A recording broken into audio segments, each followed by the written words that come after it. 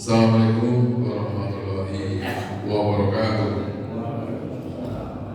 Alhamdulillahirrahmanirrahim. Rabbi nasta'in ala umuri dunya wa din. Wassalatu wassalamu ala asyrafil anbiya'i wal mursalin sayyidina wa maulana Muhammadin wa ala alihi wa sahbihi ajma'in. Amma ba'du. Pertama-tama marilah kita panjatkan puji syukur kepada Allah Subhanahu wa taala pada pagi hari ini kita masih diberi kenikmatan dan kesempatan Allah Subhanahu wa taala sehingga dapat berkumpul bersama pada yang mulia ini dalam rangka mengikuti kajian tafsir Al-Quran secara tematik ya, pada setiap sebulan sekali di ahad yang pertama. Alhamdulillah kajian pada pagi hari ini ahad yang pertama tanggal 20 Muharram tahun 1448 Hijrah yang bertepatan dengan tanggal 5 Juli 2026. Semoga kajian pada 10 hari ini dapat meningkatkan keimanan kita di dalam beribadah. Salawat dan salam semoga tercurahkan pada junjungan kita Nabi Muhammad SAW beserta keluarga, para sahabat, para tabi'in dan mudah-mudahan sampailah kepada kita selalu remaja hingga akhir zaman. Bapak Ibu jamaah sekalian yang saya hormati, ini untuk diketahui aja, ini mimbarnya mimbar baru ya, baru diganti mimbarnya, agak sempit kelihatannya. Baiklah, kita mengawali kegiatan kali ini untuk mengingat waktu seperti biasa. Untuk kajian pada pagi hari ini akan disampaikan oleh yang terhormat Bapak Ustadz di Batu Zaman SOI karena beliau sudah berada di tengah-tengah kita. Pada kesempatan kali ini beliau akan menyampaikan materi yang berjudul makna keluarga di dalam Al-Quran. Mari kita simak bersama, semoga apa yang beliau sampaikan akan menambah ilmu bagi kita, meningkatkan keimanan dan kualitas ibadah kita sehari-hari. Di akhir acara barangkali ada pertanyaan dari para jamaah, semoga nanti akan dijelaskan oleh Pak Ustaz. Kemudian sebagai acara penutup, para jamaah jangan pulang dulu, kita ngopi bersama di teras masjid. Saya kira dari saya cukup sekian. Terima kasih. Assalamualaikum warahmatullahi wabarakatuh.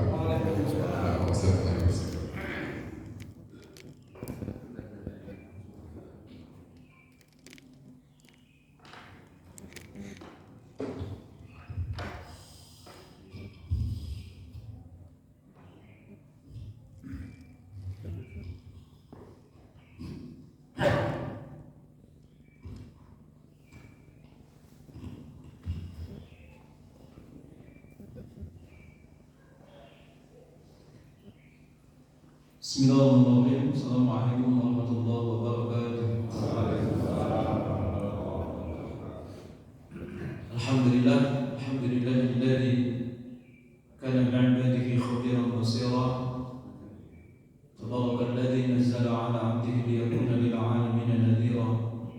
Asyhadu an la ilaha illallah wa asyhadu anna Muhammadan 'abduhu wa rasuluhu alladzi ba'atha bil haqqi basyiran wa nadhira wa da'iyan ila Allah bi idnihi wa sirajan munira. Allahumma salli wa sallim wa barik ala sayyidina Muhammad wa ala sayyidina Muhammad. Qala ta'ala inna Allah astafa Adam wa Nuhan wa ala Ibrahim wa ala Imran 'ala al-'alamin. Dzurriyyatan ba'dhuha min ba'd wallahu samii'un 'alim. Segala puji milik Allah, salawat dengan salam semoga senantiasa Allah curahkan kepada baginda alam yang Rasulullah Muhammad sallallahu alaihi wasallam. Alhamdulillah pada pagi hari ini kita diizinkan oleh Allah berkumpul dalam kajian. Tentu kita berharap sebagaimana Rasul mengatakan tolabul ilmi tolabul rahmah, orang yang sedang mencari ilmu itu pada dasarnya mencari rahmat Allah Subhanahu wa taala. Ibu dan bapak, Allah Subhanahu wa taala berfirman dalam surah Ali Imran Ada kalimat innallaha astafa Adam wa Nuhan wa ala Ibrahim wa ala Imran 'alal 'alamin. Allah telah memilih Adam. Yakhbiru ta'ala ala annahu ikhtara hadhihi al-buyut 'ala sa'iri ahli al-ard. Fastafa Adam khalaqahu bi yadihi wa nafakha fihi min ruh wa asjada lahu malaikatu wa 'allamahu asma'a kulli syai' wa askanahu al-jannah thumma ahbatahu minha lamma lahu fi dzalika min al-hikmah. Allah telah memilih Nabi Adam, diciptakan dengan tangan Allah sendiri, kemudian ditiupkan ruh, kemudian sujudlah malaikat kepadanya. Allah mengajarkan kepadanya bermacam-macam nama, dan Allah menempatkan Nabi Adam alaihissalam di surga, dan Allah menurunkannya dari surga ketika terjadi kemaksiatan, pelanggaran terhadap perintah Allah. Kemudian Allah telah memilih Nabi Nuh. Kenapa Nabi Nuh? Wa ja'alna awwal rasulin. Nabi Nuh alaihissalam itu adalah seorang rasul yang pertama. Ba'atsahu ila ahli al-ard lama 'abadun nas al-awthan. Ketika pada saat itu manusia sudah terjadi pelencengan, di mana manusia pada saat itu menyembah kepada patung. Ini patung pertama disembah itu adalah zaman Nabi Nuh alaihissalam. Wa asyraqa fi dinillah ma lam yuzal bihi sultana. Wa taqam lahu lamma ta'at. Ketika Nabi Nuh alaihissalam pada saat itu mereka yad'u ila Allah ta'ala lailan wa naharan sirran wa jahran falam yazid dzalika ila firara. Nabi Nuh alaihissalam adalah orang yang sabar dalam berdakwah. Beliau siang malam, baik dengan secara sir ataupun jahat, terang-terangan ataupun secara tersembunyi, beliau berdakwah kepada umatnya. Tapi dalam ayat ini Pak, ada sesuatu yang unik ya. Allah Subhanahu wa taala kalau ngomongin Nabi Adam itu tidak digendeng dengan kalimat alu, begitupun dengan Nabi Nuh. Tidak disebut dengan keluarga. Tapi kalau Allah menyebutkan Nabi Ibrahim, innallaha astafa Adam wa Nuhan wa ala Ibrahim, dan keluarga Ibrahim. Jadi dan Nabi Ibrahim alaihissalam itu dipilih oleh Allah bukan hanya dirinya tapi keluarganya. Kemudian begitupun dengan Imran, Allah telah memilih keluarga Imran. Jadi kalau yang tadi hanya personnya aja Pak, tapi kalau yang kedua Adam dengan Nuh itu hanya disebut namanya. Tapi kalau Ibrahim dengan Imran disebut apanya? Keluarga. Jadi yang dipilih itu bukan hanya Ibrahim ya Pak, tapi keluarga Ibrahim. Yang dipilih oleh Allah itu bukan hanya Imran, tapi keluarga Imran.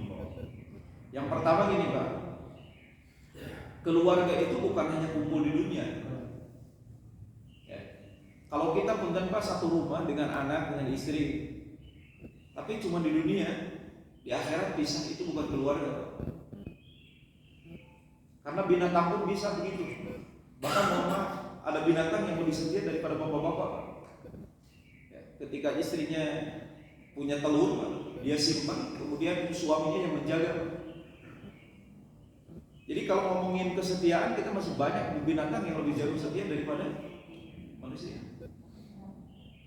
Jadi keluarga itu dalam persepsi Islam itu adalah bagaimana mereka berkumpul di dunia dan di akhirat. Itu yang paling penting. Dan ini tugas kita Pak. Lihat ketika Allah mengatakan baik buruknya dalam Quran tentang masalah keluarga, yang Allah sebutkan itu mesti laki-lakinya. Gak pernah Allah ngomongin siapanya? Istri. Problemnya di Nabi Nuh alaihissalam itu istrinya Pak, sehingga merembet nanti ke anaknya. Tapi Allah Subhanahu wa taala tidak pernah membicarakan istrinya Nabi Nuh. Tetap yang dibicarakan itu siapanya? Nuh. Ketika bukan seorang nabi dan bukan seorang rasul, Imran itu bukan seorang nabi dan rasul, tapi luar biasa. Yang disebutkan itu lakinya, Pak. Ini menandakan kepada kita berat menjadi seorang laki-laki itu tugas. Bagaimana seorang laki-laki itu membawa pasangannya dan anaknya kemana? Di surga. Halo, tugas saya kita Pak. Jadi tugas lelaki itu luar biasa Pak. Lihat yang Allah bicarakan tentang Fir'aun, apakah istrinya? Enggak Pak. Yang Allah tekankan tetap masalah suami. Ini menandakan betapa beratnya tanggung jawab dari seorang laki-laki. Laki itu Pak, keletik dicarekan. Di sekolah guru dicarekan, di kantor carekan ku bos, di imah carekan ku pemajikan. Terus mau dicarikan malah ikan. Aduh ibu. Halo. Jadi tugas kita ini cukup. Kali lagi. Kenapa Pak alasannya? Nabi Adam itu tidak disebut dengan keluarga. Karena ketika Nabi Adam alaihissalam, Nabi Adam alaihissalam itu laki-laki yang luar biasa, Pak. Bagaimana Allah memilih Nabi Adam tadi sudah disebutkan, Pak. Istrinya pun sama, Pak. Perempuan yang pertama kali diciptakan di surga oleh Allah. Tapi pun di antara keluarga Ibrahim ada anak Nabi Ibrahim alaihissalam yang namanya keluarga itu kan, mohon maaf, 3 ya, minimal 3. Ada bapak, ada ibu, ada anak, minimal itu. Ternyata Nabi Adam alaihissalam itu di antara anaknya ada salah satu anak yang celaka, Pak. Siapa namanya? Kan'an. Siapa? Qabil. Bentar. Qabil itu Allah Subhanahu wa taala mengatakan dalam Quran watlu alaihim naba abnai Adam. Oh, yang disebutin itu tetap bukan Qabilnya, Pak. Pertama kali Allah membuka ceritanya, bacakan oleh Muhammad 2 anak Adam. Damang bapak maka bawa, Pak. Anak alus ke bawa, anak goreng ke bawa. Anak saya. Nah, ini menandakan ketika Allah akan membuka cerita tentang Qabil dan Habil, Pak, itu dibukanya oleh Allah Subhanahu wa taala tidak disebutkan Qabil dan Habil, tapi watlu alaihim naba abnai Adam bil haqq. Bacakan oleh Muhammad tentang kisah 2 anak Adam. Il qarraba qurbanan fatuqbila min ahadihima wa lam yutaqabbal min al-akhar. Ketika 2 anak Adam itu mereka berkurban, lantas Allah terima di antara mereka salah satunya. Kemudian salah satunya mengatakan la aqtulan, dan aku akan bunuh kamu. Kata yang satu lagi, la in basatta ilayya dakalita qutulani ma ana bibasidi yadiya ilaika li aqtulak inni akhafu Allah rabbal alamin. Seandainya kamu membentangkan tangan untuk membunuh saya tidak akan melawan karena saya takut kepada Allah. Maka terjadilah pembunuhan pertama pada saat itu dilakukan oleh anaknya Nabi Adam. Namanya siapa? Qabil. Ibu dan bapak, dan bahkan dalam riwayat itu kalau seandainya sekarang itu ada pembunuhan, maka dosanya itu Allah alirkan untuk si Qabil karena dia pelaku pertama. Itu udah dalam Islam. Barang siapa yang melakukan kebaikan diikuti, maka orang yang diikuti itu mendapatkan pahala dari pengikutnya. Begitupun dengan kejelekan. Nah, asalnya punten tatangna teh bala lagu. Ternyata bapak dibawa ngaco. Nah, kan Pak, nu ngaco teh dosanya tuh orang yang membawanya. Jadi bukan masalah kebaikan. Hati-hati sekali lagi. Ini punten Nabi Adam alaihissalam itu sekali lagi di anak, Pak. Nah, begitupun Nabi Nuh alaihissalam. Allah bagaimana memilih Nabi Nuh alaihissalam, tapi sekali lagi tidak disebut dengan panggilan keluarga. Punten Pak, Nabi Nuh alaihissalam itu punya pasangan, istrinya. Dan Allah menyebutkan dalam pasangan Nabi Nuh alaihissalam, sekali lagi Pak, tidak disebutkan nama istrinya, tapi tetap nama suami. Daraballahu mathalan lil ladzina kafaru imra'ata Nuh wa imra'ata Lut. Allah telah membuat perumpamaan di antara 2 orang kafir, perempuan yang kafir, yaitu istri Nabi Nuh dan istri Nabi Lut. Kanata tahta 'abdaini min 'ibadina shalihaini fa khanatahuma falam yughniya 'anhuma min Allahi syai'a wa qila dukhulan nar ma'ad dakhilin. Ketika Allah mengatakan, dan Pak, dia itu berada 2 perempuan yang tadi tidak disebutkan sekali lagi nama istrinya, tapi nama suami. Ini artinya sekali lagi pertanggungjawaban berat bagi seorang suami. Pak, makanya tugas kita ini bagaimana membawa anak dan istri kita menuju surga Allah. Bagaimana anak-anak kita ini dibawa ke dalam surga, istri kita itu dibawa ke surga. Nah, itulah yang disebut dengan hakikat keluarga, Pak. Kumpul di dunia, yang berumah tangga di dunia, tapi di akhirat mereka tidak bisa. Itulah yang disebut dengan keluarga. Bagaimana dengan Ibrahim? Ibrahim itu kata Allah dipilihnya bukan hanya sendirian, tapi keluarganya. Ibrahim dipilih oleh Allah, begitu luar biasa. Istrinya luar biasa. Bu, pengen kayak Ibrahim atau kayak Nabi Nuh alaihissalam? Ibu-ibu teh kayak mesti kayak Ibrahim, tapi Ibrahim istrinya 2 bu. Terjadi Ustaz. Langsung terjadi. Mesti Nabi Nuh alaihissalam di pasangan pisah. Namun jika Ibrahim resikonya naon?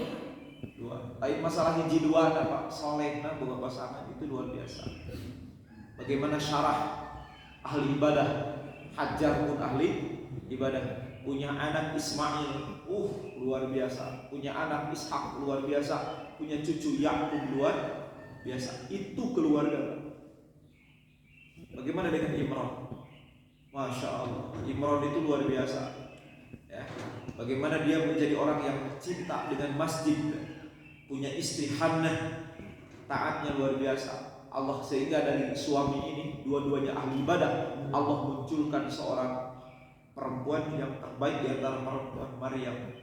Kemudian Allah pun berikan bukan hanya Maryam itu punya kakak yang nanti dinikahi oleh Zakaria. Zakaria itu mantunya, punya anak keren, mantu luar biasa, sehingga nanti Allah anugerahkan cucu Nabi Isa alaihissalam dan cucu yang kedua namanya Yahya alaihissalam. Jadi kalau ngomongin keluarga itu Pak, itu disebut dengan keluarga. Di dunia mereka sama-sama taat kepada Allah, sabar dalam menjalankan perintah Allah. Kemudian nanti mereka sama-sama masuk ke dalam surga Allah. Itulah yang namanya keluarga. Ketika Nabi Nuh alaihissalam menjerit Pak, dia tahu bagaimana keingkaran istrinya, sehingga kemudian Pak dalam riwayat dengan Nabi Nuh alaihissalam dia akan naik ke atas gunung. Banjir pada saat itu sudah mulai naik, maka dia teriak itu bukan ke istrinya, tapi ke anaknya. Qala ya bunayya kam ma'ana wa la taqum ma'al kafirin. Wahai anakku, silakan kamu naik, jangan bersama dengan orang-orang kafir. Dalam riwayat itu tidak menjerit kepada tidak memanggil istrinya Pak, karena Nabi Nuh alaihissalam sudah tahu Pak bagaimana busuknya hatinya pasangan. Maka pada saat itu Pak, ketika Nabi Nuh alaihissalam anaknya mengatakan qala sa'awi ila jabali ya'simuni minal ma qala la 'asima al-yawma min amrillahi illa man rahim. Saya akan naik ke atas gunung yang akan menyelamatkan saya, kata Kanaan Pak. Kemudian Nabi Nuh alaihissalam melihat Pak, kebayang anak terlihat tenggelam. Maka cerita Nabi Nuh alaihissalam qala ya rabbi inna bani min ahli. Ya Allah, anakku itu adalah darah dagingku, keluarga. Nah ini Pak, dan kata Nabi Nuh alaihissalam, anakku itu adalah darah dagingku, dia keluarga. Bahasanya dengan istri ada mantan, tapi kalau dengan anak tidak ada mantan. Di dunia anak, di akhirat pun tetap akan diminta pertanggungjawaban sebagai anak. Dan Pak, bagaimana kata Allah? Qala ya Nuh innahu laysa min ahlik. Wahai Nuh, dia itu Kan'an bukan lagi keluargamu. Dan Pak, secara ketika seseorang berbeda akidah, maka pada saat itu sudah pisah, dia disebut dengan keluarga. Ibu dan Bapak, sekarang itu pendangkalan akidah itu sudah berjalan.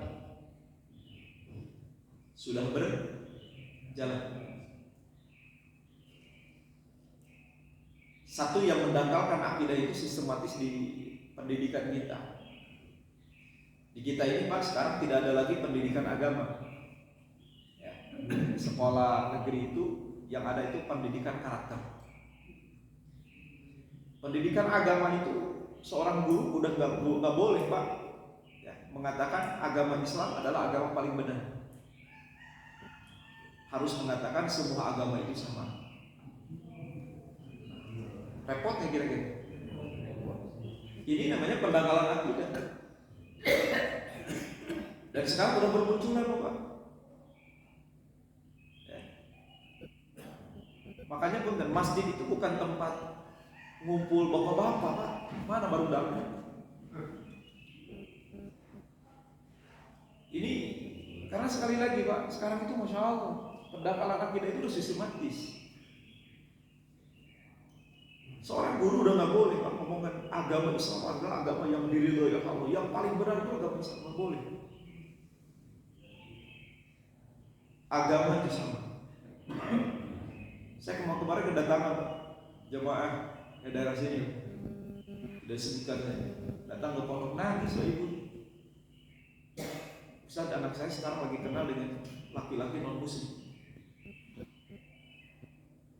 dan kekeh Pak pengen nikah. Dan bapaknya bersikukuh, yang kudu nikahkan budaknya kan orang non muslim. Dan anaknya mengatakan udah kabur aja. Orang tua Pak, Masya Allah, kenapa? Karena sekarang bagi anak-anak muda kita akidah itu bukan sebuah hal yang paling penting. Kali ini pendangkalan akidah secara sistematis di negeri kita. Makanya yang paling menyelamatkan itu sekarang adalah ya madrasah, ada diniyah. Itu penting Pak. Cuma masalahnya sekarang coba anak kita yang belajar Al-Quran itu, yang belajar akidah itu Pak pernah nama akidah itu dari kecil, bukan setelah dewasa. Yang kedua Pak, pendangkalan akidah itu muncul karena pemahaman. Ketika dulu kita masih kecil Pak, oke, nuju lagi kecil kita ini sering mendengar kalimat Ahlussunnah wal Jamaah. Betul nggak? Ahlussunnah wal Jamaah itu sebagai ketika ada orang munculan orang Syiah, munculnya orang Mu'tazilah, orang Jabariyah, orang Qadariyah, maka Ahlussunnah wal Jamaah itu sebagai di mana pemahaman Ahlussunnah disebut dengan Ahlussunnah. Kadang-kadang kita menyebutkan Ahlussunnah wal Jamaah, tapi Pak tidak paham apa makna daripada Ahlussunnah wal Jamaah. Ahlussunnah wal Jamaah itu adalah mengimani Rasulullah SAW sebagai Rasul dan Nabi, dan mengimani Khulafaur Rasyidin sebagai pengganti Nabi. Itu namanya Ahlussunnah wal Jamaah. Kemudian prinsip Ahlussunnah wal Jamaah itu kan yang namanya rukun Islam. Dalam Islam itu ada 3, ada iman, Islam, dan ihsan. Ketika yang disebut dengan Ahlussunnah wal Jamaah, orang Syiah itu Pak, orang Syiah itu berkiblatnya ada keyakinan mereka itu bukan kepada seperti yang kita imani. Mu'tazilah itu berbeda dengan keyakinan kita. Khawarij itu berbeda dengan kita. Qadariyah itu berbeda dengan kita. Makanya kita ini disebut dengan Ahlussunnah wal Jamaah, meskipun mungkin tidak diakui. Tadi saya malah terboga, saya pokoknya mau Islam. Yang tadi itu yang saya sebutkan, itu semuanya mengaku Islam Pak. Tapi sekali lagi perbedaannya di mana? Ahlussunnah wal Jamaah itu yang tadi Pak, mengimani Khulafaur Rasyidin sebagai pengganti Rasul. Kemudian Pak, Ahlussunnah wal Jamaah itu dalam karakter iman atau dalam sebut dengan tauhid itu mengikuti Abu Hasan al-Asy'ari dan Abu Mansur al-Maturidi. Itu kiblat dalam pemahaman akidah. Abu Keletik masuk diajarkan wujud kita bakal mukhalafatu lil hawadits qiyamuhu bina sihi. Itu ngomongin akidah. Pak Punten, orang yang ngajarin sekarang wujud kita bakal mukhalafatu lil hawadits itu dianggap orang yang jadul Pak. Dan sekarang muncul kelompok lagi Pak. Ngapain belajar itu? Sifat Allah itu bukan 20. Sifat Allah itu banyak. Betul Pak. Wujud kidam bako mukhalafatul hawadits itu bukan hanya berbicara sifat Allah, tapi lah sifat di mana punten ketika ngomongin tentang ketuhanan tah barometer nanti eta Pak. Menuju ke akidah baheula ayat disebut dengan salabiyah, ayat nafsiyah, ayat ma'ani. Itu tema dari sifat-sifat yang 20 itu dibagi Pak. Apa maknanya? Punten Pak. Lamun kalau ada orang yang saya punya Tuhan, apa Tuhan kamu? Nah Pak, ukurannya itu wujud. Tuhan kamu wujud gak? Wujud, kelihatan banget. Kidam gak? Kidam itu artinya apa? Munculnya tidak ada waktu. Oh Tuhan saya itu dilahirkan tanggal sekian, bulan sekian. Bukan Tuhan Pak, kalau begitu. Paham Pak, penerapan wujud kidam banget. belajar wujud qidam baqo itu dia tahu prinsip dengan Tuhan. Baqo Tuhan itu harus kekal, nggak boleh hancur, Pak. Sekali lagi, dulu itu dipelajari, Pak. Sekarang mana? Bahkan tidak sedikit yang mengatakan ngapain belajar wujud qidam baqo. Sekali lagi, tapi dia tidak mau disebut orang Syiah. Dia tidak mau disebut orang Khawarij. Sekali lagi, wujud qidam baqo itu bukan hanya berbicara tentang sifat Allah, Pak. Itu berbicara tentang kalau ada orang yang ngaku-ngaku jadi Tuhan, gunakan sifat itu untuk mengukur apakah benar Tuhan atau bukan. Nabi Isa itu kena di qidam, Pak. Maryam itu kalau dijadikan Tuhan dikena di qidam. Lahir dia. Kalau sebelum Nabi Isa gimana? Oh, belum jadi Tuhan. Enggak mungkin Tuhan begitu. Kena lagi dengan baqo, meninggal, Pak. Masa Tuhan meninggal? Apalagi mukhalafatul lil hawa disi. Makhluk makan, dia makan. Enggak boleh Tuhan sama dengan makhluk. Qiyamuhu binafsih. Yang namanya Tuhan itu harus berdiri sendiri. Enggak boleh al-ihtiyaj, butuh dengan minum, butuh dengan makan. Itu bukan Tuhan, Pak. Sekali lagi, tidak sembarangan ketika kita mengatakan Ahlus Sunnah wal Jamaah. Ada koridor-koridor yang harus kita pelajari. Dan sekali lagi, anak-anak kita sekarang udah gak belajar, Pak. Secara sistematis kita digerogoti. Kemudian, Pak, secara pemahaman, ngapain belajar sifat itu? Sehingga apa yang terjadi? Ngambang pemahaman mereka, Pak. Muncul ngaku-ngaku jadi Tuhan, dianggap paling keren. Dia tidak paham dengan sifat yang 20. Kacau itu pemahaman. Dan itu secara pemahaman sekarang makin bisa banyak yang nyerang, Pak. Kelompok yang baru ngapain belajar di sifat 20. Dan akhirnya mereka juga mengatakan Ahlus Sunnah wal Jamaah. Ini jarang Pak ngaji begini tuh. Ya, karena sekali lagi ini bukan lagi main-main, Pak. Ini Masya Allah generasi kita di perkotaan itu Masya Allah. Nah itu Pak. Kenapa pentingnya belajar wujud qidam baqo mukhalafatul hawadits qiyamuhu bi nafsihi wahdaniyat qudrah irodah. Itu di situ, Pak. Jadi sekali lagi bukan hanya sifat Allah. Yang kedua, Pak, prinsip masalah fikih. Ada iman, ada Islam. Itu ngomongin sholat, ngomongin haji, ngomongin zakat, ngomongin puasa. Nah, Ahlus Sunnah wal Jamaah itu Ustaz mengakuinya fikihnya fikih madzhabul arba'ah. Karena Bapak orang Syiah itu punya fikih sendiri. Sholatnya orang Syiah itu bukan 5 kali, tapi 5 waktu, 3 waktu. Dia tidak menggunakan madhab yang 4 ini. Maka kita sebagai Ahlus Sunnah wal Jamaah menggunakan 4 madhab: Hanafi, Maliki, Syafi'i, dan Hambali. Bapak jangan punten ketika Bapak paham dengan satu madhab ulah nyerang madhab lain. Jelas? Kita ini masih Ahlus Sunnah wal Jamaah, Pak. Dan jangan suka membenturkan antara pendapat imam dengan nabi. Ini kocok banget cara berpikirnya. Cara berpikir itu bukan begitu, Pak. Oh itu, kok kenapa kalian melakukan ini? Lah, kok berbeda dengan pendapat nabi? Berarti imam ini berbeda dengan nabi. Astagfirullahaladzim. Tidak ada ulama, tidak ada punten mujtahid, ulama mujtahid ketika dia mengeluarkan statement itu keluar dari hadis dan Quran. Tidak ada. Semuanya berkiblat kepada hadis dan Quran. Ini sekarang makin ngaco, Pak. Muncul kelompok di mana mereka membenturkan hadis Nabi dengan pendapat ulama. Bukan begitu cara berpikirnya, Pak. Ya. Bapak kalau datang ke Maroko, tahu Maroko? Lain di Garut, tadi menang 3-0 lawan Kanada. Kanada terusir, Pak. Itu udah sampai nonton tadi teh. Karena dulu itu, ada ramai Paraguay itu Perancis itu gitu.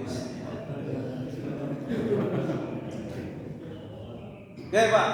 Maroko itu madhabnya Maliki, Pak. Di Maroko itu kalau kunut sebelum ruku, baca Fatihah, baca surat ruku, kemudian kunut. Setelah itu ruku. Jangan mengatakan, oh Imam Malik itu pendapatnya bertentangan dengan Rasulullah. Kok jadi gitu, Pak? Punten Pak, ketika ada satu pendapat, ulama itu mesti Imam Syafi'i, Imam Malik, Imam Hanafi itu ada pendapatnya mesti Pak. Itu dari hadis Rasulullah atau Quran. Pak, kalau sholat saya sholat itu. Kita kalau sholat harus baca Fatihah nggak sih? Wajib baca Fatihah nggak sih? Yakin? Nah, karena Bapak pendapatnya nggak tahu Bapak madhab yang mana Pak? Halo? Kalau Bapak menggunakan madhab Hanafi, kata Imam Hanafi itu nggak usah pakai Al-Fatihah. Apapun yang penting surah Quran. Dalilnya mana? Quran dalilnya. Faqra'u ma tayassaru minal Quran. Lamun bersolat baca sesuatu yang paling mudah dari Quran. Itu madhab Hanafi Pak. Oh, berarti Imam Hanafi itu menentang hadis Rasulullah. Lah, Quran juga ada kok. Masalahnya gimana kalau ada orang yang baru masuk Islam, dia tidak bisa Fatihah. Ternyata bisa nanti qul huwallahu ahad. Apakah kita akan dia mengatakan kamu belum sholat? Enggak begitu, Pak. Ketika ada ulama yang membolehkan, dia sudah beres sholatnya. Jadi belajar fikih itu begitu, Pak. Otak-ulah hati ketika kita berbeda masalah fikih. Ya, ketika fikih kita berbeda, mungkin Bapak paham dengan satu mazhab, menyalahkan mazhab lain. Bukan begitu cara berpikir kalau sunnah wal jamaah itu, Pak. Apalagi punten, Pak, kalau Bapak sudah hajian, Pak, jadi pembimbing itu, punten pembimbing itu harus paham banget tentang masalah mazhabul arba'ah. Gini Pak, dulu bapak-bapak yang pernah hajian mungkin di bawah tahun 2015-2010 ke bawah, itu melontar itu mesti setelah zawal. Betul kan? Zawal itu setelah duhur. Dan punten pembimbing bapak-bapak semua yang mengatakan Pak, hadis Rasulullah SAW, kalau melontar Aqobah tanggal 10 itu ba'da duha biasanya sunnahnya. Tapi kalau tanggal 11, tanggal 12 dan tanggal 13 itu sunnahnya ba'da zawal. Hadisnya sahih Pak. Nggak ada yang menentang Pak. Sehingga fatwa-fatwa di mana pun di sebuah negara, termasuk di Indonesia, para pembimbing, para kiai, para ajaran ngomongnya ba'da zawal. Nanti itu kalau berangkat haji melontar itu ba'da zawal. Semua Pak mengatakan ba'da zawal. Muncul ulama Pak, nggak usah ba'da zawal, ba'da subuh juga boleh. Wah Pak, ulama ini diserang.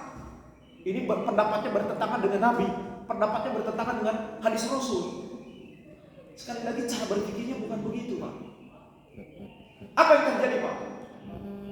Akhirnya semua orang jamaah itu Pak, itu melontarnya semuanya pada zawal. Mereka itu datang dari kemah Pak, dari Mina itu jam 10, jam 11. Ada yang dari jam 9, tapi tidak mau melontar Pak, diam dulu Pak. Di Jumratul Ula itu ngumpul. Setelah itu apa yang terjadi? Allahu Akbar, azan. Pak, langsung barang-barang melontar. Banyak yang meninggal ya Pak. Dan kejadiannya bukan 1 tahun 2 tahun, berturut-turut Pak, banyak yang meninggal terinjak-injak. Kenapa? Karena mereka berprinsipnya ba'da zawal. Akhirnya sekarang, dulu madhab ini Pak, pendapat ulama ini dianggap bertentangan dengan hadis Rasul. Sekarang justru yang paling banyak menggunakan madhab itu. Bahkan termasuk fatwa sekarang MUI Pak, melontar itu pada subuh boleh kok. Sampai kapan? Sampai jam 12 malam. Sekali lagi Pak, cara berpikir itu bukan diadu-adukan. Kenapa saya mengatakan begini? Karena sekarang muncul kelompok ngapain bermadhab, ngapain ikut Imam Syafi'i. Allah ya Karim. Sekali lagi, ini cara kita berpikir itu bukan diadu-adukan antara Rasulullah dengan Imam Syafi'i, antara Rasul dengan Imam Malik, antara Rasul dengan Imam Hanafi. Nah ini Pak, karakter Ahlussunnah wal Jamaah itu seperti itu. Jadi kita ini kalau masalah fikih, berapa mazhab yang diakui? 4 mazhab: Hanafi, Maliki, Syafi'i dan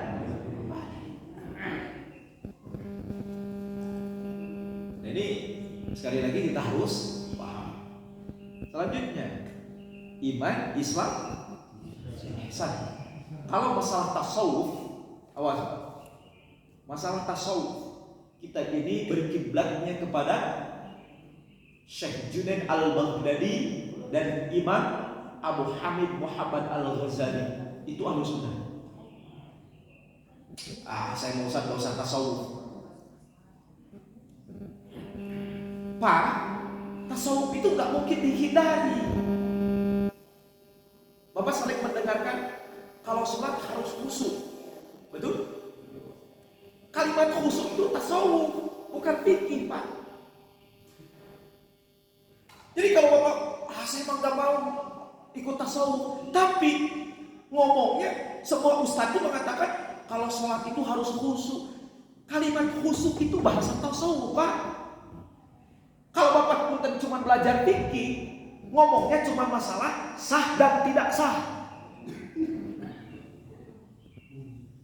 Aneh, ada orang yang tidak mau ikut tasawuf tapi ngomongnya khusyuk, kita harus khudu, kita harus roja kepada Allah, hanya berharap itu hanya kepada Allah. Itu bahasa tasawuf, Pak. Konsepnya Ahlussunnah wal Jamaah itu tentang masalah tasawuf itu, karena tasawuf itu macamnya banyak banget, Pak.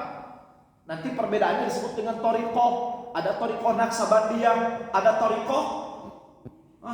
Thariqah itu banyak banget, Pak. Makanya punten, karena ketika banyak thariqah muncul ini, maka punten prinsipnya sekali lagi dalam masalah tasawuf ini, maka dua lah yang diambil oleh Ahlussunnah wal Jamaah, yaitu Syekh Junaid Al-Baghdadi dan Imam Abu Hamid Muhammad Al-Ghazali. Itulah tasawuf kita.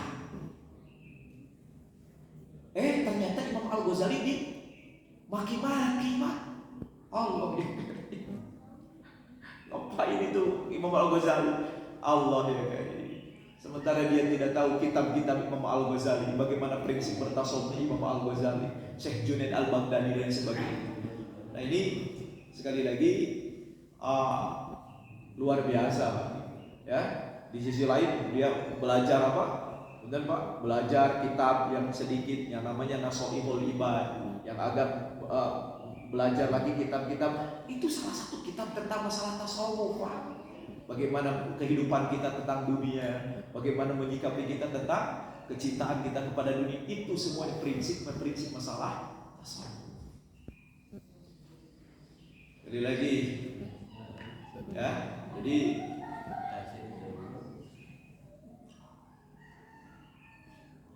dan ini sekali lagi, Pak, betapa pentingnya kita menyampaikan kepada anak-anak kita, ya.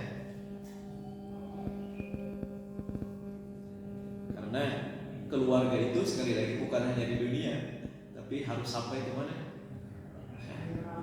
Bawa anak-anak kita ke dunia surga Allah. Dan kita sebagai orang tua, ibu, bapak, itulah yang paling berat. Kitalah yang akan meminta pertanggungjawaban Allah Subhanahu. Udah cukup ya. Mudah-mudahan jadi ilmu yang bermanfaat. Silakan, ada yang didiskusikan, Pak? Ustaz. Ya. Tadi dalam sholatnya Ustaz belum membacakan surah yang seorang yang bertobat kemudian ini dengan amal soleh, maka itulah umat yang sebenarnya. Jadi saya tanya, apa yang bisa menjadi taubat yang sebenarnya? Oke, saya pernah ditanya dalam majelis hadis Ustaz, kalau saya ketika mengatakan ini, saya kalau saya itu banyak ngomongnya itu masalah kebaikan, pasti akan jadi kebaikan bagi kita. Kalau kita melakukan kebaikan, pasti akan jadi balik kebaikan, bahkan lebih baik daripada yang kita lakukan. Tiba-tiba, jadi kalau kita melakukan kebaikan kepada seseorang, insya Allah akan ada orang yang balas kebaikan kita. Meskipun boleh jadi orang yang balas itu orang yang tidak kita kenal. Tiba-tiba di jemaah mengatakan, Ustaz, kalau begitu karma itu ada. Pernah dengar ya? Bahasa kita karma nih, Pak. Ustaz, kalau begitu karma itu ada. Nah, itu hebatnya dalam Islam. Tapi kalau konotasi karma itu kan jelek, gitu kan? Kata saya, dalam Islam tidak ada karma ketika dia tobat. Ketika seseorang tobat. Ada seseorang Pak, ya Allah, dia jahat, tukang zalim kepada orang. Berarti kalau karma dia pasti bakal dizalimi oleh orang. Ternyata enggak Pak, yang tadi ayatnya. Illa man taba wa amana wa amila amalan sholihan fa ulaika yubaddilullahu sayyi'atihim hasanat. Ketika dia bertobat, iman kepada Allah dan amal soleh, maka Allah akan gantikan yang tadinya jelek jadi baik. Itu hebatnya tobat. Jadi tobat itu bisa menggantikan tadi namanya dibalas Allah tidak jadi Pak. Bahasa tadi karma itu gak berlaku bagi orang yang tobat. Bagaimana ada seorang pembunuh yang sampai membunuh 99 orang. Seharusnya dia dibunuh, matinya itu harus dibunuh, tapi enggak Pak. Dia meninggal dalam kondisi terbaik. Husnul khotimah. Kenapa? Karena tobat Pak. Nah ini hebatnya Pak. Amal apa? Semua amal. Jadi bukan tidak ada amal yang ditentukan.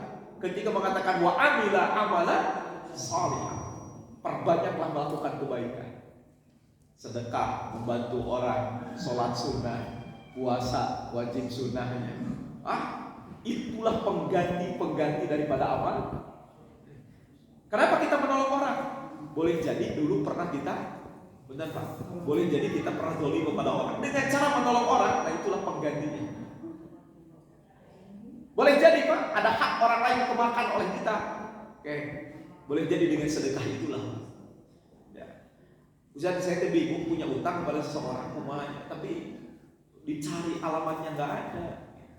Kan itu. Salah satunya ternyata dalam ulama mengatakan sedekahkan atas nama orang itu dan niatkan untuk mengganti utang kita. Jadi ternyata amalan sholihan itu bisa mengganti, tidak ditentukan amal apa. Nah, karena Quran pun wattabi'is sayyi'atil hasanati tamhuha. Ketika kita melakukan kejelekan, ikuti dengan amal soleh. Tamhuha sebagai peleburnya. Bapak-bapak dengan apa? Beres maksiat, beres dosa, astagfirullahaladzim dan jadi itu. Jadi bukan hanya satu amal soleh. Jadi yang disebut dengan amal soleh itu apapun yang disebut dengan amal suatu kebaikan, maka lakukan. Insya Allah itulah adalah pengganti atas segala kesalahan yang kita. Cukup Pak? Mudah-mudahan jadi ilmu yang bermanfaat. Ini sallallahu alaihi wasallam. Wassalamualaikum warahmatullahi wabarakatuh.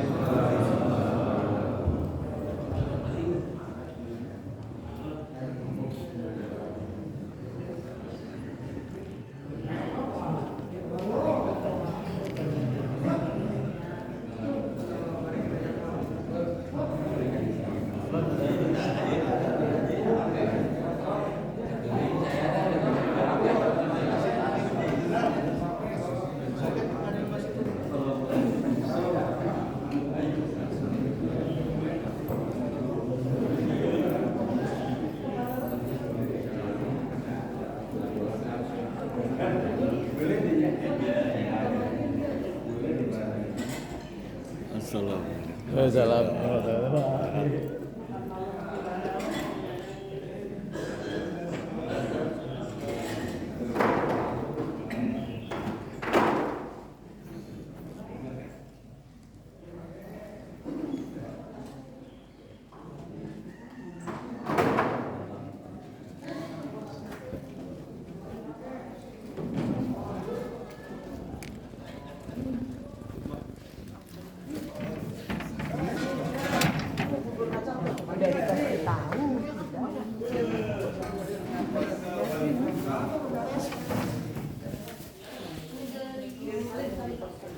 Alhamdulillah.